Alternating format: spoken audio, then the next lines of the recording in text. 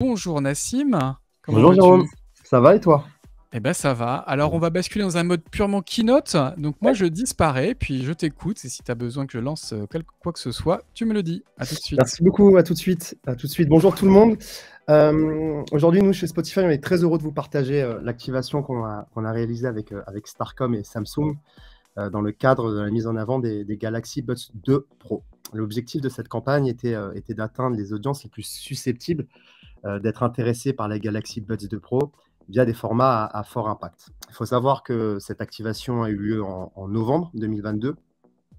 Et elle est, selon nous, la bonne pratique ultime dans l'utilisation de l'audio dans un écosystème digital. En effet, la campagne, qui comporte également un volet vidéo pour les moments face à l'écran, exploite parfaitement les forces et les usages d'une activation audio sur une plateforme de streaming musical.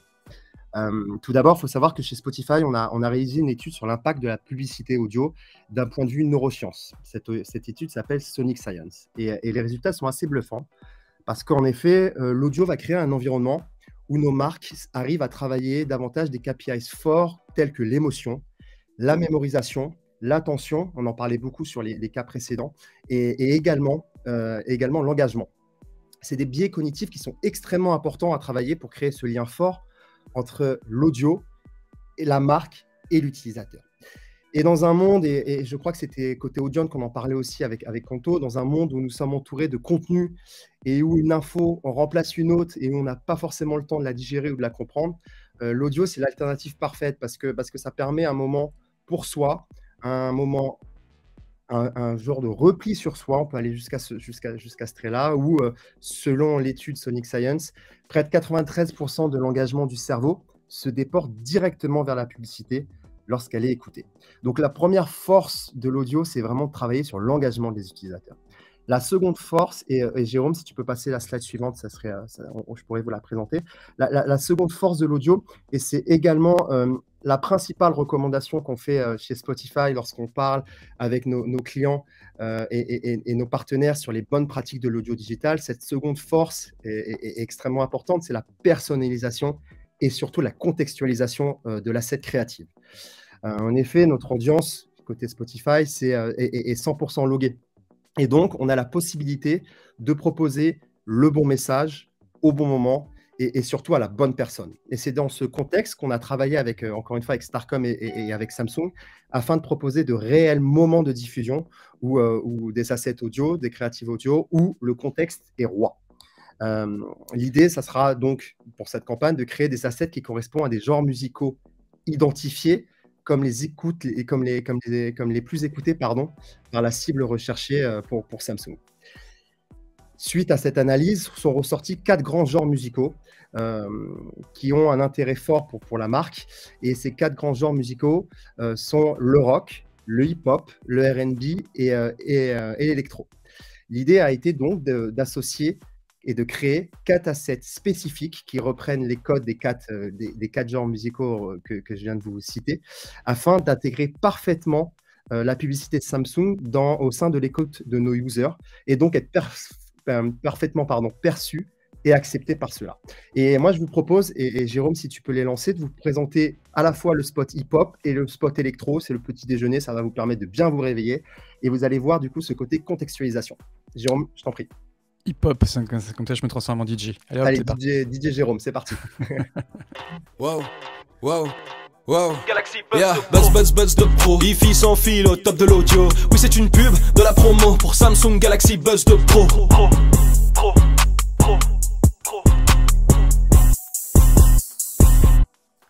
Ouais, il y a des grosses basses là-dessus. Hein. Je t'ai vu bouger la tête, tu vois, ça fonctionne super bien. Et du coup, l'électro. J'aime bien l'électro aussi, Nassim. On écoute, on écoute ça. Buds de Pro. Hi-Fi sans fil au top de l'audio. Oui, c'est une pub de la promo Samsung Galaxy Buds de Pro. Buds de Pro. Hi-Fi sans fil au top de l'audio. Oui, c'est une pub de la promo Samsung Galaxy Buds de Pro.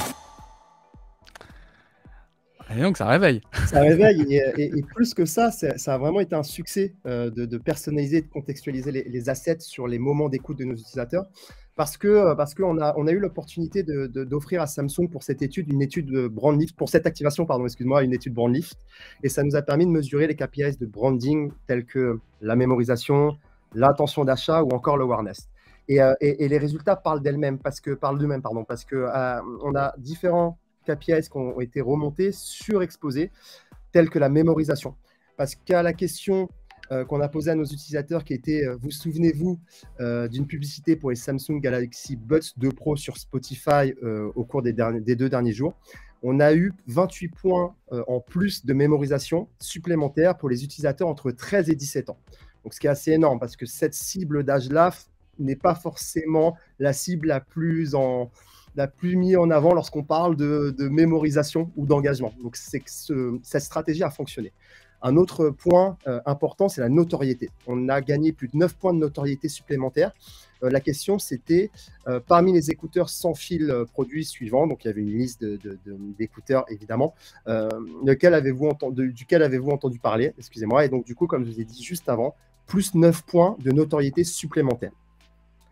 La contextualisation, la personnalisation, ça fonctionne. Un dernier point hyper intéressant, ce n'est pas forcément le premier KPIs qu'on met en avant lorsqu'on parle d'audio, mais sur cette campagne, on s'est rendu compte qu'il y a eu une augmentation du taux de clic de 12 points par rapport au benchmark marché. Et ça résume un peu tout ce qu'on s'est dit, nous, mais aussi les autres cas, lorsqu'on a un contenu qui correspond à ce que souhaite entendre l'utilisateur, qui correspond à qui est l'utilisateur réellement, l'utilisateur, ça l'intéresse, il va aller plus loin, il veut rechercher des informations, il clique 12 points en plus sur le taux de clic versus le benchmark marché, c'est assez énorme.